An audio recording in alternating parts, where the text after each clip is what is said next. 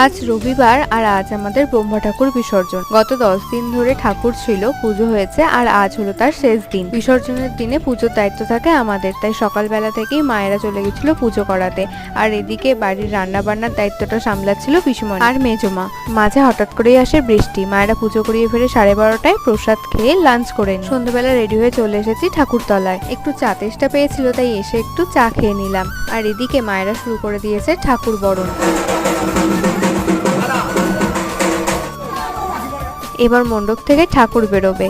ব্রহ্মা ঠাকুর যাবে ভ্যানে আর অষ্টসখী যাবে এই কচিকাচাগুলোর মাথায় করে। গুরখি বেছে একটা হালকা ফুলকা জিনিসই মাথায় নিয়েছে, আর এদিকে বোনেরাও একজন সখীকে নিয়েছে। আগে কে কোন সখীকে নেবে সেই নিয়ে মোটামুটি ছোটখাটো একটা যুদ্ধই বেঁধে যেত, এখন সেটা অনেকটাই কমে গেছে। এই ঠাকুর বিসর্জন হবে আমাদের বাড়ির সামনের পুকুরটাতেই। বোনেরা যে সখীকে এনেছে সেটা ওরাই বিসর্জন করে দিল, আর বিসর্জনের শেষে বাবা একটু অমৃতির আয়োজন করেছে।